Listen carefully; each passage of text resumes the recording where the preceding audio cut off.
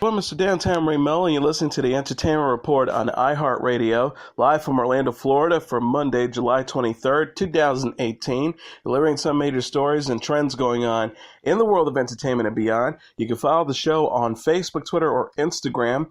Facebook.com/The Entertainment Report with Ray Melo, that's RAYMELO, on Twitter at The Enter Report, or on Instagram at The Entertainment Report. You can listen to the show anytime you want on iHeartRadio. Just go to iHeart.com or your iHeart phone app, search for The Entertainment Report, and it'll take you to the page. Hope everyone had a fantastic weekend. Warner Bros. Released a new 3-minute trailer for Fantastic Beasts: The Crimes of Grindelwald at San Diego's Comic-Con Saturday. The clip features Eddie Redmayne as Newt Scamander, Jude Law as Professor Albus Dumbledore, and Johnny Depp as Grindelwald. This weekend's preview of the fantasy film from author J.K. Rowling and director David Yates began with young Newt telling his teacher Dumbledore that his worst fears was working in an office. The confession makes the older man smile, and he encourages his student to be brave. The clip also shows Dumbledore approaching Scamander, now a mazoologist, years later to ask for help in hunting down Grindelwald, who is organizing warriors to crush the non-magical folk of the world. Dumbledore tells Newt before vanishing into thin air, "I can't move against Grindelwald. It has to be you, in your shoes. I'd probably refuse to. It's too late. Good evening, Newt." Grindelwald is seen flying a horse-drawn carriage through the night sky, then taunting Newt at the Ministry of Magic, saying, "Mr. Scamander, do you think Dumbledore will mourn for you?" The video ends with Grindelwald surrounded by flames and motioning with his wand as the screen goes dark with only swirls of light remain. Also spotted in the preview are Catherine Waterston, Dan Folger, Alison Sadal, Urza Miller, Zoe Kravitz, Callum Turner, Claudia Kim, William Nadylam, Kevin Guthrie, Carmen Ejogo, and Poppy Corby Thew. The movie is scheduled for release November 16th. Actor Jason Momoa and his stepdaughter, actress Zoe Kravitz, attended Entertainment Weekly's Comic-Con closing night celebration party in San Diego Saturday. Kravitz is the daughter of Momoa's wife, 50-year-old actress Lisa Bonet, and her former husband, 54-year-old rocker Lenny Kravitz. Momoa appeared in Comic-Con earlier in the day with his Aquaman co-stars Nicole Kidman and Amber Heard to talk about their eagerly awaited superhero movie and share their first trailer for it. The 2.5-minute clip has gotten nearly 10 million views since Warner Bros. Put it on YouTube Saturday. In the preview, the titular son of a lighthouse keeper and a queen discovers he has the powers to communicate with fish and other sea creatures. He is called upon to help with his evil half-brother, who rules an underwater society, wages war on the surface world inhabited by humans. The James Wan Helm picture is scheduled to open in U.S. theaters on December 21st. Zazie Beetz is in talk to appear in the upcoming Joker origin film from Warner Bros. And DC that will star Joaquin Phoenix in the title role. Beetz, if she decides to join the project, will portray a single mother who catches the eye of Phoenix, the Hollywood Reporter noted. Beetz recently starred in Fox's Deadpool 2 as a mutant mercenary Domino. Joker from director Todd Phillips, who co-wrote the script with Scott Silver, is described as being a gritty character study and a cautionary tale. The film, set for release on October 4, 2019, will take place outside the DC Extended Film Universe and will help launch a new DC Comics banner at Warner Bros. That will allow the studio to tell the unique comic book stories using different actors in the title roles. Production is set to begin in September in New York. The Joker, an iconic villain of Batman, was last portrayed by Jared Leto in Suicide Squad. Leto is expected to reprise the role in the Suicide Squad sequel and a standalone film that Leto is executing. Zachary Levi is introducing the first trailer for his superhero comedy Shazam to thousands of fans at San Diego Comic-Con Saturday. The 3-minute preview has gotten more than 3 million views since it was subsequently posted on YouTube. The clip shows Andy Mack actor Asher Angel playing Billy Baston, a 14-year-old living in foster care who can magically transform into an adult superhero by shouting out the word Shazam. The first official look at the film shows Levi as the grown-up version of the character trying to figure out what his powers are and how his suit works with the help of his friend Freddy, played by Stranger Things star Jack Dylan Grazer. The movie is set for release on April 5th. American Horror Story Season 8 will be titled Apocalypse. The FX series unveiled a title and a teaser art for the season during a late-night event at San Diego's Comic-Con, according to Deadline. Amazon Horror Story shares the title and teaser image on its official Twitter account Friday. The image shows a baby with sharp black nails holding onto a similarly clawed hand, invoking Rosemary's Baby for fans. One fan speculated in the comments, the Antichrist is coming to snatch our wigs this September. #AHSH. Hashtag AHS Apocalypse. American Horror Story creator Ryan Murphy confirmed in June that Season 8 will be a crossover between Season 1 and 3, Murder House and Convent. The new season will premiere September 12th. Apocalypse will star Peters, Sarah Paulson, Cheyenne Jackson, Billy Eichner, Adina Porter, Leslie Grossman, and Kathy Bates. Emma Roberts teased her return as Madison Montgomery in a video in June. Andrew Lincoln discussed for the first time publicly his upcoming Season 9 departure from The Walking Dead. Lincoln portrayed Rick Grimes, the Georgia sheriff who becomes the leader of a band of survivors of the zombie apocalypse since the show's inception. He said in front of a crowd at San Diego's Comic-Con on Friday, "This will be my last season playing the part. I love this show. It means everything to me. I love the people who make this show. I'm particularly fond of the people who've watched this show." He added, "It's been such a part of my life. I breathed it for 10 years. I believe in the story so much, but this is a really terrific season for Rick's story." Earlier this week, comic book creator and television producer Robert Kirkman confirmed Lincoln would leave the show. Kirkman told IMDb interviewer Kevin Smith, it does make the difference between the comic and the show more pronounced, referencing to how Rick and his son Carl, who was recently killed in the show, remain alive in the graphic novels. But at the end of the day, it's all about Andrew Lincoln. This is a human being. This is someone I have known for almost a decade, somebody that I love. He's been sweating in Georgia away from his family so long. Sci-Fi announced it has renewed its comic book adaptation Wynonna Earp for a 4th season. In a post on the show's Twitter account Saturday, it says, "Let's start this right off. Hashtag Earpers will be back for Season 4. Hashtag Wynonna Earp. Hashtag SDCC." The message includes a brief video for fans cheering the renewal and chanting Season 4 at the San Diego Comic-Con. The show follows the life of 19th century lawman Wyatt Earp's demon-fighting great-great-granddaughter Wynonna, played by Melanie Scrofano. Co-starring Dominique Provost, Chalkley, Tim Rosen, and Shamir Anderson. Season 3 debuted on the cable network Friday. Filming is now underway in Atlanta for the action comedy Superintelligence.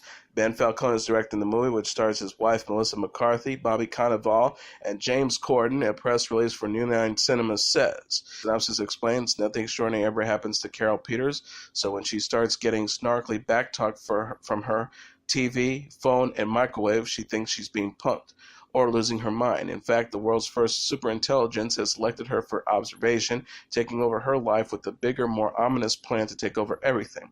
Now Carol's is humanity's last chance before this artificial intelligence with an attitude decides to pull the plug. The movie is scheduled for release on December 25th, 2019. Sara Haines and Kimberly Guilfoyle are reportedly leaving their respective daytime talk shows. Variety said Haines is departing The View to co-host the planned third hour of Good Morning America with current GMA co-host Michael Strahan. The new afternoon leg of GMA is to begin airing September 10th. The network announced in May that it was canceling its food and lifestyle program The Chew to make way for it. Paul Ferris confirmed last week she is leaving her co-host post, The View, and her job as a GMA correspondent for a new role at ABC News to begin this fall. Haines and Ferris' fellow panelists this year were Whoopi Goldberg, Joy Behar, Meghan McCain, and Sunny Hostin. Fox News told the New York Times that Guilfoyle will no longer serve as co-host of its news analysis program The Five, which also featured Greg Gutfeld, Joseph Waters, Dana Perino, and Juan Williams. She did not appear on Friday's edition of the weekday program. Politico reported the prosecutor-turned-pundit who's dating Donald Trump Jr. is going to work for the America First Super PAC, which supports Trump's father, U.S. President Donald Trump. She's also expected to help campaign for Republican candidates running in the upcoming midterm elections. Britain's Kensington Palace released a new photo of Prince George ahead of his 5th birthday Sunday. The palace captioned Saturday's image of the smiling boy who's wearing a white short-sleeve button-down shirt with navy blue pippings and blue shorts or pants. The Duke and Duchess of Cambridge are very pleased to share a brand-new photograph of Prince George to mark his 5th birthday. Thank you, everyone, for your lovely messages. George is the oldest of the 3 children of Prince William, the Duke of Cambridge, and his wife, Kate Middleton, the Duchess of Cambridge. He is also the grandson of Prince Charles and the great-grandson of Queen Elizabeth II. George's infant brother, Prince Louis, was christened earlier this month. He also has a 3-year-old sister, Princess Charlotte. Drake's Scorpion is number one on the U.S. album charts for a second consecutive week. Coming in at number 2 on the Billboard 200 is Post Malone's Beer Bongs and Bentley, followed by Future's Beast Mode 2 at number 3, Triple X Jones Question Mark at number 4, and Cardi B's Invasion of Privacy at number 5.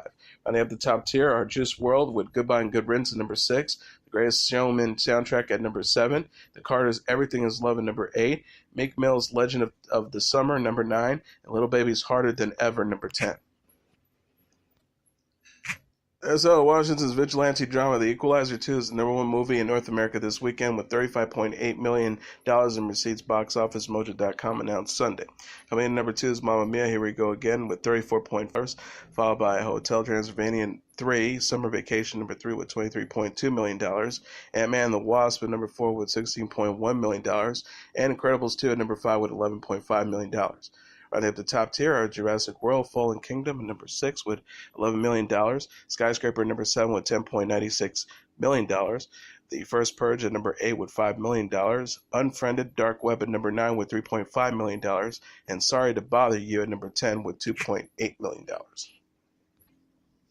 And now let's take a look at what happened on this date in entertainment history. On this date in 1982, Vic Morrow and two child actors, Renee Ching and Mai Ding Lee, are killed in an accident involving a helicopter during filming on the California set of The Twilight Zone, the movie. Morrow, an actor age 53, and the children ages 6 and 7 were shooting the Vietnam War battle scene in which they were supposed to be running from a pursuing helicopter. Special effects explosions on the set caused the pilot of the low-flying craft to lose control and crash into the 3 victims. The accident took place on the film's last. Twilight Zone co-director John Landis and 4 other men working on the film, including the special effects coordinator and the helicopter pilot, were charged with involuntary manslaughter. According to a 1987 New York Times report, it was the first time a film director faced criminal charges for events that occurred while making a movie. During the subsequent trial, the defense maintained that the crash was an accident that could have been prevented, while the prosecution claimed Landis and his crew had been reckless and violated laws regarding child actors, including regulations about their working conditions and hours. Following an emotional 10-month trial, a jury acquitted all 5 defendants in 1987. The families of the 3 victims filed a lawsuit against Landis, Warner Brothers, and Twilight Zone co-director and producer Steven Spielberg that were settled for undisclosed amounts. Twilight Zone, the movie, was released in the summer of 1983. The film, which received mixed reviews, was based on the popular science fiction TV series of the same name that aired from 1959 to 1964 and was created by Rod Serling. In the movie, 4 directors, Landis, Steven Spielberg, Joe Dante, and George Miller, each adapted a different episode of the TV series, which chronicled the story of people who found themselves in highly unusual situations. Vic Morrow had previously appeared in such numerous TV shows in such films as The Blackboard Jungle in 1955 and The Bad News Bears in 1976. He was the father of actress Jennifer Jason Leigh, who starred in Fast Times at Ridgemont High and Margot at the Wedding. Also on this date in 1984, Miss America resigns. 21-year-old Vanessa Williams gives up her Miss America title for the first resignation in the pageant's history after Penthouse magazine announced plans to publish nude photos of the beauty queen in its September issue. Williams originally made history on September 17, 1983, when she became the first black woman to win the Miss America crown. Miss New Jersey. Suzette Charles, the first runner-up, and also an African-American, assumed Williams' tiara for the 2 months that remained of her reign. Williams was born on March 18, 1963 in Milkwood, New York, to music teacher parents. She attended Syracuse University and studied musical theory.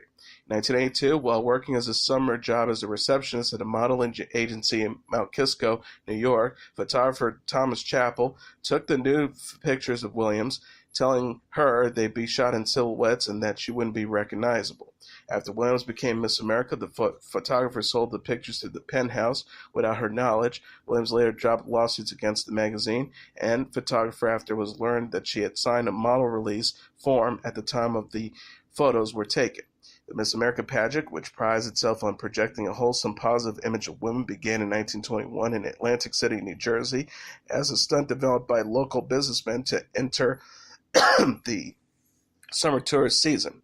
In 1945, the Miss American organization handed out its first scholarship. Today, it provides over $45 million each year in cash and tuition assistance to contestants on the national, state, and local levels. In 1954, the competition was broadcast live for the first time. Beginning in the 1980s, contestants were required to have a social platform such as drunk driving prevention or AIDS awareness, and Miss America winners now travel with an estimated 20,000 miles a month for speaking engagements and public appearances. 2006, following a decline in TV ratings, the pageant moved from Atlantic City for the first time in its history and took place in Las Vegas, where a new Miss America was crowned in January instead of September. Williams rebounded from the Miss America scandal and went on to a successful entertainment career as an actress and recording artist, performing on Broadway as well as in movies and television, and releasing a number of popular albums. And as your entertainment report for Monday, July 23rd, 2018, I'm your host, Mr. Downtown Ray Melo. I'll be back tomorrow to deliver some major stories and trends going on in the world of entertainment and beyond. You can follow the show on Facebook, Twitter, or Instagram. Facebook.com/The Entertainment Report with Ray Melo, that's RAYMELO, on Twitter at The Enter Report, or on Instagram at The Entertainment Report. You can listen to this episode or any previous episodes of The Entertainment Report anytime you want on iHeartRadio. Just go to iHeart.com or your iHeart phone app, search report, and it'll take you to the page. Good night, and God bless you all.